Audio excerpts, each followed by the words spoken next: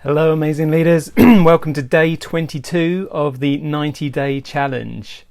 So I hope that even today, I might be a little bit later than normal, but I hope it shows you that every day you have to be consistent to do this. Otherwise, if you miss a day, it's like going back and starting from the beginning again, or it can be.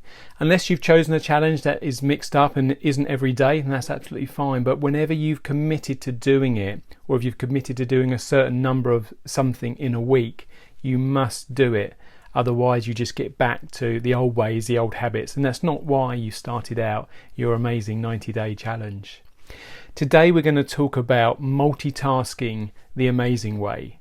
And just before we do that, let me give you a little caveat that I actually think multitasking is not a great thing. It's something that sometimes some of us think we can do, but the majority of us actually can't do it. We can't do it very well at all. Most people know when you're multitasking as well, especially in the world of Zoom meetings that we're in at the moment. People can tell if you're checking another phone or an email or watching social media or doing something else. So just with that caveat in place, I'm still going to talk about doing it the amazing way, because I think there is a way that we can multitask, and hopefully by the end of this you'll understand a bit better about what I mean. So what I want you to do first of all is pick a task that you can do automatically, something that you do on autopilot. And if you can pick a chore, something that you don't like doing very much, then even better, because not only will you get through that chore quicker and faster, but actually you won't notice the negative side of it that you don't like about that chore. So it might be something like doing the dishes or washing up. It might be mowing the lawn if you do that. Maybe you have to go out walking by yourself every day, or you walk a dog or something like that. You might enjoy that, but you can also use this as a multitasking time as well. Maybe it's folding the laundry, who likes that job, or ironing, or putting it away, whatever it might need to be. Maybe it's making the bed. Now, I'm giving you some things that I do and I multitask with as well. So those types of things we can do on autopilot. It doesn't take a great deal of brain power to do those types of things.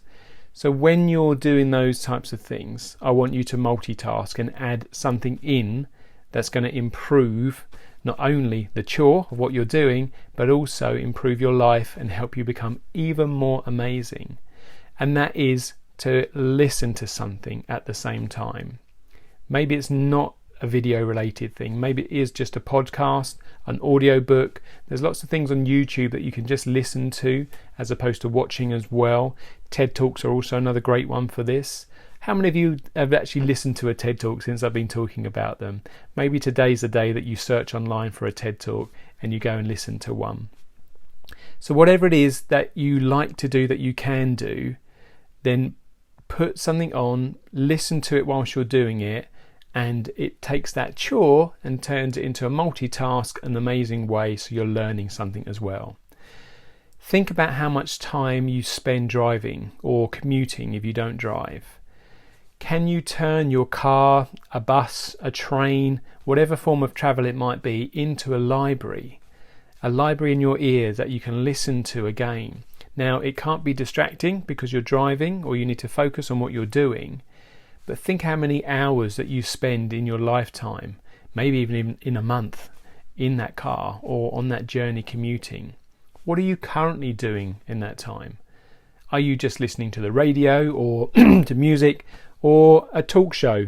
Whatever it is it might be, turn your car, bus, train, boat, aeroplane, whatever it might be, into a library so that you can really learn and learn on the move. It's a fantastic way of using those hours to your advantage.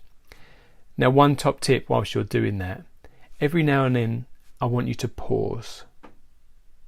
That's right, just pause. Take a few seconds to stop. Think about what you've been hearing, what you've been listening to, and just check in with yourself. What have I learned over the last however long, half an hour or so, whatever it might be. Every now and then just pause, stop, and take it in. It will help you to remember things more as well. Now, we all have the habits that we've been talking about as well, so we'll typically go to the podcasts or the audiobooks or a YouTube person that we already know. And to help us break some of these habits and to grow our knowledge and our understanding and our learning even better, ask for recommendations from other amazing leaders as to what to listen to. You can even ask on any of the groups that you're listening to at the moment, in the comment sections on social media. Ask people, what are they listening to? What would they recommend? What's their top book, audiobook, podcast, YouTube clip that they would recommend to listen to? And gain those information from other people so you can really broaden your mind to be thinking like other amazing leaders as well. Do you have a hero, an amazing leader hero, somebody that you really look up to? Maybe it's a celebrity figure in the business world or on the stage or whatever else it might be. Maybe it's a sporting hero. Who is it that you really admire?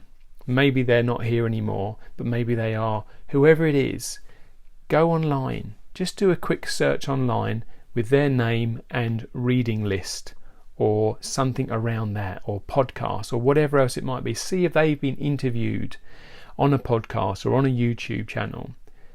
Do they have their own reading lists that they publish each year? So you can see what they've been reading and listen to those books as well whilst you're doing those chores. Now, all leaders are readers. So if they are a leader, they have definitely been reading or listening to something as well. So turn that time, that chore time, into listening to something that your hero has written or something that they've listened to or read themselves as well. It will get you even closer to their way of thinking and their way of understanding. Now, sometimes it's good to broaden our minds, so stretch yourself, maybe look up something from somebody else from another view, a different point of view to what your heroes are and what your own personal recommendations are as well. And every now and then, not all the time, but try something different. Read the hard stuff too, not just the easy stuff. Another good thing to do is to maybe look at what people you don't admire, the average that we speak about. Look at what they're listening to or what they're reading. What are they doing with their time? And just don't copy it. It's as simple as that. If you copy average people, you'll be average. If you copy amazing people, you'll be amazing. So a top tip is to get yourself some really good headphones, some noise cancelling headphones, especially if you're on a commute, if you can as well, but don't have the volume too loud. One of our amazing leaders is an ear doctor, so I will put that out there that she would want me to say don't have them up too loud and probably don't have them in for too long. But if you're in the car and you've got speakers around you, you can just have them play through that way as well. But if you're on a commute or if you're doing things with other people around you or mowing the lawn or whatever else it might be, invest in the best set of headphones, in-ear ones or over-ear ones, whatever's comfortable for you that you can afford right now. And it is an investment because you're going to get that money back by applying some of the things that you're listening to. So maybe treat yourself, maybe save up if you have to, maybe write it as one of your amazing 3D goals that you want a certain brand or type of headphone that you really wanted all along, and you're going to set it as a goal with a date by when you're going to get it, and you're going to treat yourself and invest in yourself in that way as well. The last tip I've got for you is to pick a topic and focus on it for a month. Now that can be anything. That could be sales, it could be a language, it could be podcasting or how to do Facebook Lives. It could be anything you want. Pick a topic and just focus on it. See how many podcasts you can listen to in that month, how many books there are out there about that topic, and really deep dive down into that for a month. And see by the end of that month how much more knowledgeable you are around that one topic. And then pick another one.